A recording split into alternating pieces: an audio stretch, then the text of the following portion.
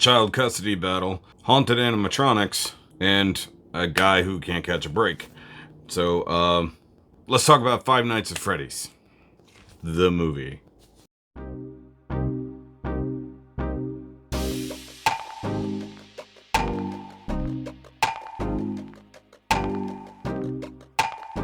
Sorry, I had to move things.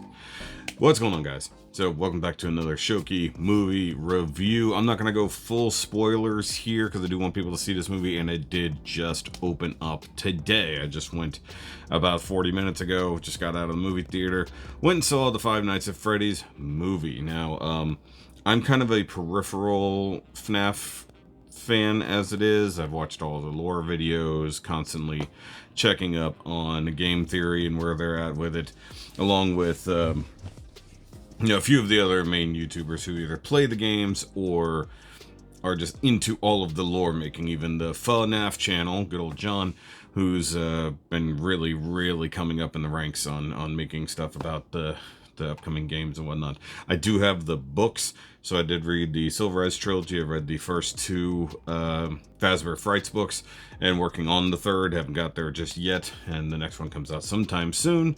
And by books, I mean graphic novels, because I like pretty pictures. So it is what it is. But we're here to talk about the movie, which is different to the games, which are different from the books. So, basically, this one's put together by Blumhouse and Scott Cawthon, kind of together. And apparently this movie took about 8 years to make happen. And seeing the final chunk of it, how it came out, I can see why it probably took quite a while. So it is what it is. Movie making is hard sometimes, especially when you can't find a script that's worth a damn. But one thing they definitely found worth a damn was whoever made the animatronic suits and or actual animatronics for this movie. I believe Jim Henson's company was involved in that. All of the animatronics, Freddy, Chica, Bonnie, and the other one, Foxy, definitely look perfect. Everything about this movie that has to do with the visuals of FNAF, the way it's been represented, all perfect. I mean, they basically recreated the pizzeria in a way, like in real life. The set is basically laid out kind of how it is in the games.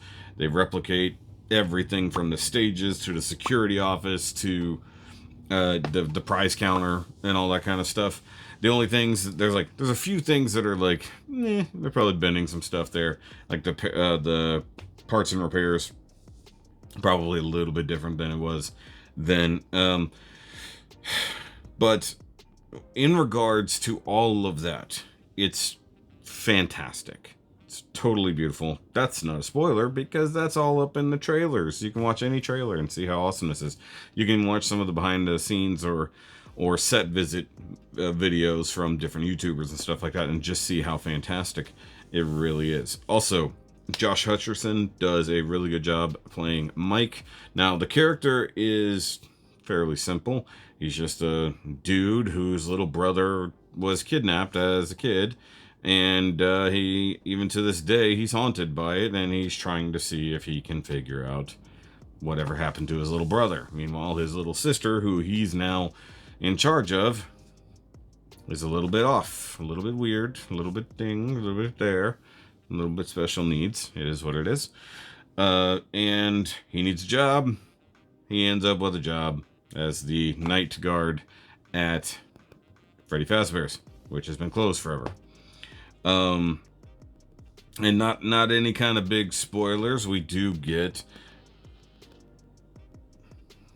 That's something you don't want to hear whenever, you're doing a video about haunted animatronics, is your door randomly opening, but the AC just kicked on. That's what just did that.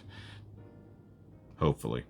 So, either way, gets a job. Freddy Fazbear's gets hired on by Matthew Lilliard's character, Steve Raglan. Come on, we know who he really is. It was spoiled a long time ago that he is William Afton. If you know the story of FNAF, you know who William Afton is. And then, of course, in the goings on at Freddy once he starts the thing. He runs into weird shit happening. Even his dreams that he's trying to relive start changing for some weird reason. Start seeing these kids. Weird things start happening with the animatronics. He gets injured somehow. In the movie, you see how it's just, to himself, he doesn't know what's going on. Which, frankly, how would you even remotely explain what he goes through in this? There's no good way. But they do have, because it is Blumhouse, they are definitely doing a lot of the minor horror tropes and stuff like that. And by the way, this is a PG-13 movie. Could have been R, but it would have had to been like significantly more violent, you know, significantly more gore. I actually kind of expected harsher language. There really wasn't. So they did make this movie to where it would be probably scary to little kids, in theory. And that's not a bad thing, but for the people who've grown up with the game and stuff like that, basically, you know, you went from either being a late teen or whenever you started playing it or started watching the videos to now, and you probably would have preferred something a little bit more, you know. And I think that's the one little problem I have with the movie itself, is that it could have just been a little bit more. And I don't mean like, oh man, it should have been like, you should have seen the animatronics just ripping people apart, or you should have seen the horrible things that happened to those kids, or you should have had any other number of things. The only thing that I thought that they definitely could have stepped up a bit was a situation that happened, obviously in the movie, where else would it have happened, that would have been extremely painful to have happened to you. And they had to downplay it a bit compared to what the games did with that scene. And it is mostly based off at least the first couple FNAF games. A lot of the stuff in the first one, a lot of the footage and stuff like that is basically ripped off from the first one. Even the idea of Mike Schmidt, which is one of the characters either in FNAF 1 or one of them, I don't remember. It's too dense of lore to remember. But, You do get, right away, you get clues to what's going on in the movie. They're not very secretive about it. You do see that our main character, Mike, is definitely very protective of kids. He gets himself into a situation because he mistakes, you know, a thing happening to a child that wasn't actually happening, and he had an explosive reaction to that. Movie happens around that incident. So, as movies go that have haunted animatronics with people dying, it's definitely up there in the top 2.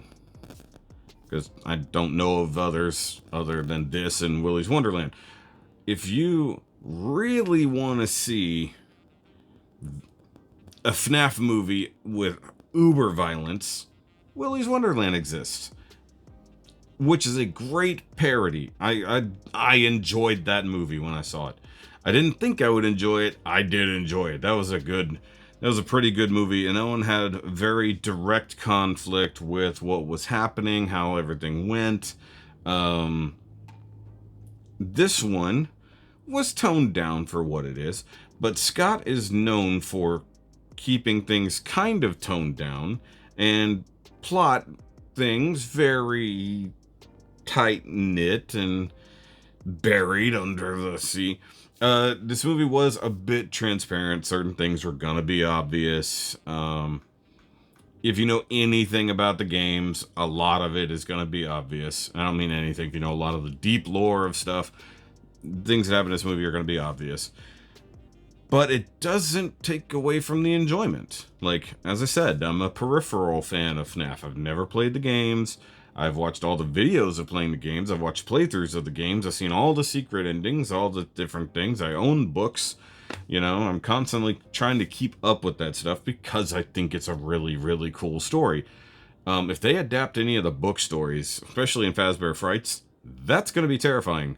So there's some really, really fucked up things that happen in the books. I mean, the games are fucked, don't get me wrong.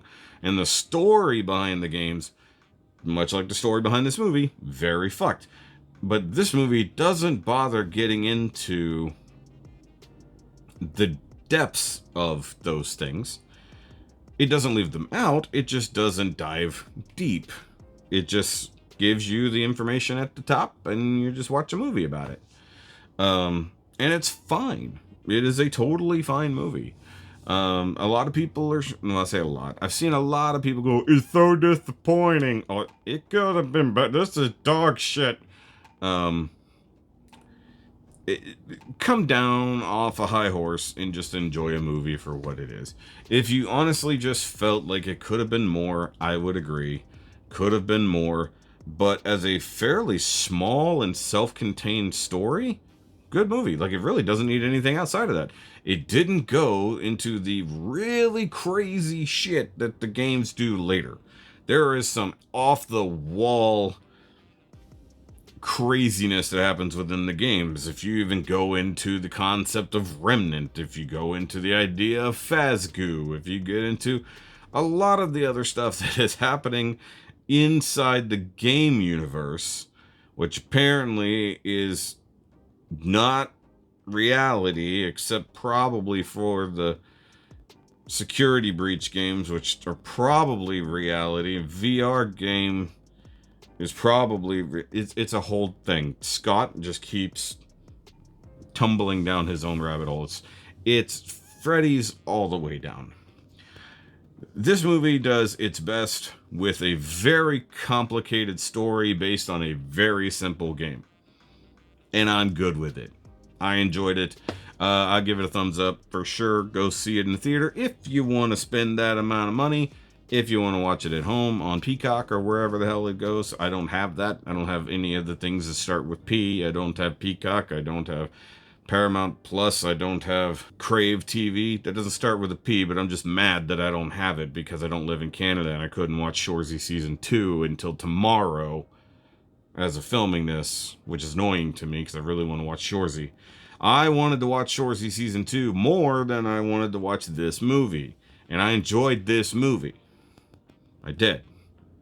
And I'm probably gonna give it. If I'm gonna give it a number grade, I'm gonna give it probably a 7 out of 10, because I could see myself rewatching this movie, still having a good time, even knowing everything about it.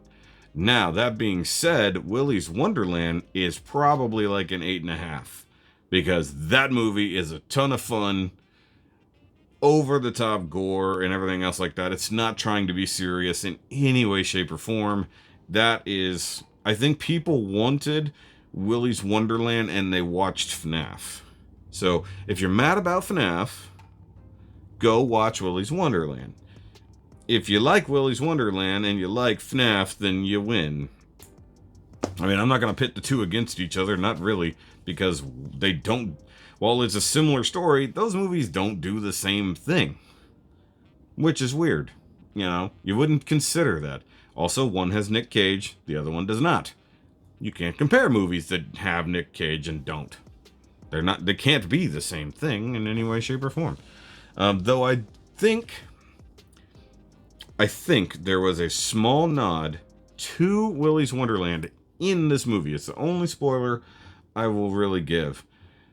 There's a montage of Mike cleaning up the pizzeria and getting it back to, you know, mopping up stuff, sweeping up broken stuff, cleaning things up, reorganizing tables.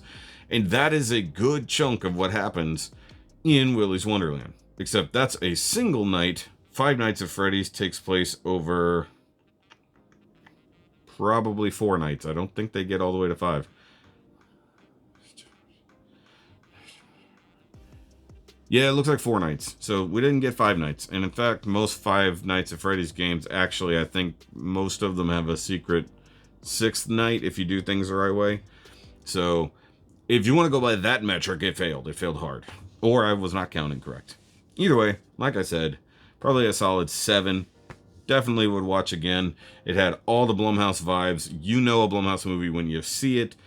It didn't go so hard that children can't watch this. Yes, it has mild on-screen violence and severe off-screen violence. which is nuts. Like when that one scene happens, it's like, whoa, whoa. It's like, okay. It's like, yeah, we could not show that to children by any means. And like, this movie has the tiniest amount of blood. That's how they really wanted to stay within that PG-13. I don't even know that there's any real cuss words in this movie. Like, I honestly expected somebody to say, hell no, or fuck that, or shit. I don't think there were any cuss words in this movie that I can recall. So they kept it kind of with the audience they want to be able to play the games. And the games are super complex and dark and what the hell's going on and all that kind of stuff. Also, not entirely certain when this is supposed to take place because it feels like it's late 90s because people have flip phones, people are still using old school dial-up phones, the internet doesn't seem to be like a huge thing, but it's definitely post 80s, where the initial story of FNAF comes from. This comes from the 80s and then works its way through all the way up until what's seemingly like the 2030s in the new games. Crazy, right? Goes all the way to the future. And if the books are anything to be gone by, seriously, it's like, if you're a fan of like Goosebumps, like the old school Goosebumps books, but you want something definitely a little bit more brutal and craziness, I suggest reading the FNAF books. If you want really good reading, don't read the FNAF books, because like Scott's not the best writer. He's great at ideas, but actually writing is not that good, if I'm honest. But the graphic novel versions, which add the characters so you can see what's going on, you can see a little bit more, I thoroughly enjoy because I'm a dork. And, well, a tiny print hurts my brain. But, you know, little word bubbles, I'm all for it. So either way, I'll see you guys later. And remember, as always, keep on nerding. And for the love of God, if you are invited to a closed place by some sort of ghost child, and when you get there, it's full of big-ass robots, leave and don't go back. In fact, move away from that city and/or start the fire. That would make that go away. We haven't covered the fact that fire is there'll be more movies. So, I guess.